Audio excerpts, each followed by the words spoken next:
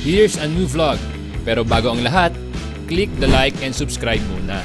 Salamat! I can't stay.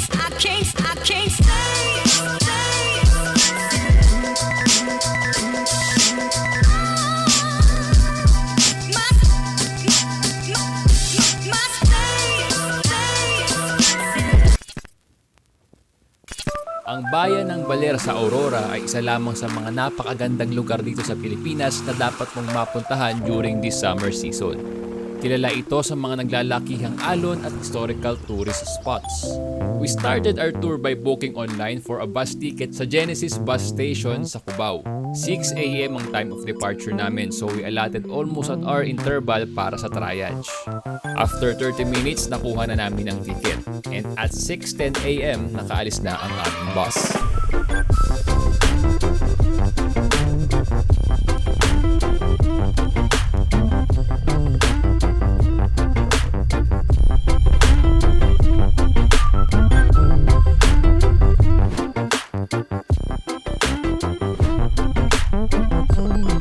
After 6 hours of travel from Metro Manila, finally we're now here in Baler.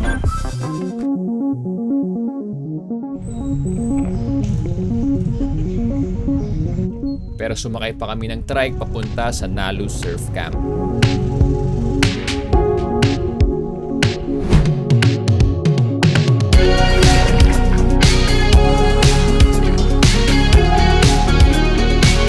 Napakaganda ng alon kaya tara, surfing na. Sa halagang 500 pesos, pwede ka na mag-surf sa loob ng 1 oras with photos and trainer. Ayon sa ating trainer, ang surfboard ay mayroong iba't ibang parte. Ito ay ang nose, rails, tail, upper deck, lower deck, at ang fins. Bago tayo sumabak sa alon, tuturuan muna tayo ng ating trainer ng tamang pwesto sa surfboard at tamang pagtayo kapag dumating na ang alon. Sa rails tayo hahawak habang nag-aabang ng alon kasama ang ating trainer. At dapat sakto lang ang ating mga paa sa tail. Harapan yung ganyan, layo lang kayo. Pag sinamahan nyo ng alon, Okay. harapan mo dyan. Hawakan mo na lang, sir. Maganda. Hindi kaya hilahin mo na lang, sir. Hawakan yung taling ganun. Bago tayo sumabay sa alon, kailangan muna nating hintayin yung senyas ng ating trainer para maayos ang ating pagtayo sa surfboard.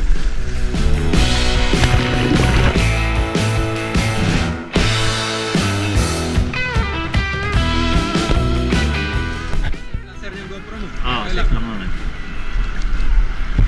Umiilaw naman, oh.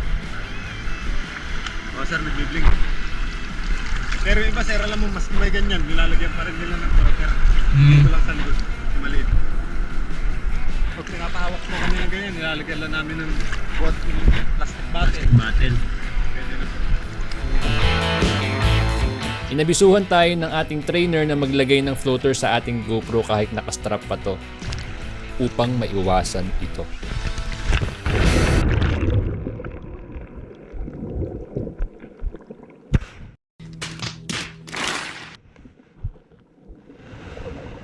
Nagtagal ito sa ilalim ng ilang minuto.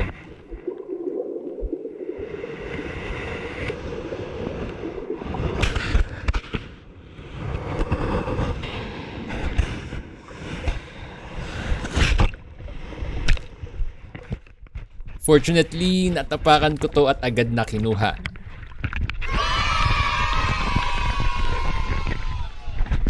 So abiso lang kung kayo ay gagamit ng GoPro habang nagsisurfing, please maglagay kayo ng floater upang maiwasan yung insidente na to.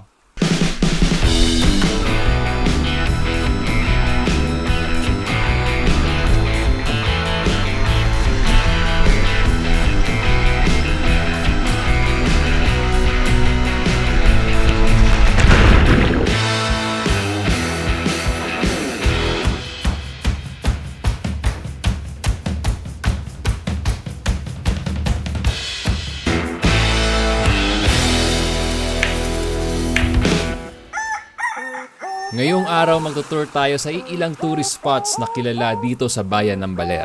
May nakausap kami ng mga tricycle drivers na nag-offer sa amin ng 800 pesos per trike for a trip.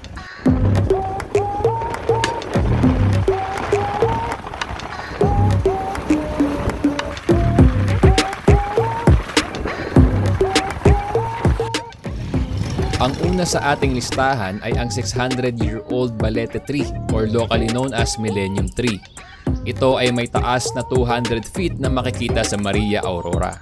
Almost 30 minutes na biyahe mula Nalu Surf Camp. After 40 minutes travel from Balete Tree, mararating na natin ang Digisit Beach. Isa sa mga magagandang beach dito sa bayan ng Baler na kilala sa mga rock formations nito.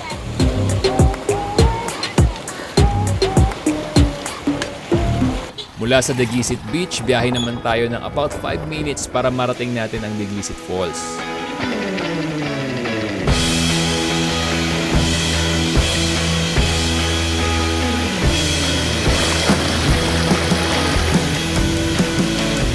Ang huli sa ating listahan ay ang kilalang hanging bridge na matatagpuan sa dulo ng Zabali Road. Almost 30 minutes mula Digisit Falls. Ito ay nagdudugtong sa Barangay Tibang to Barangay Sabang. Hindi sapat ang almost 2-day trip para masulit ang kagandahan nito. Pero sana nakatulong ang vlog na to to help you decide in visiting bayan ng Baler.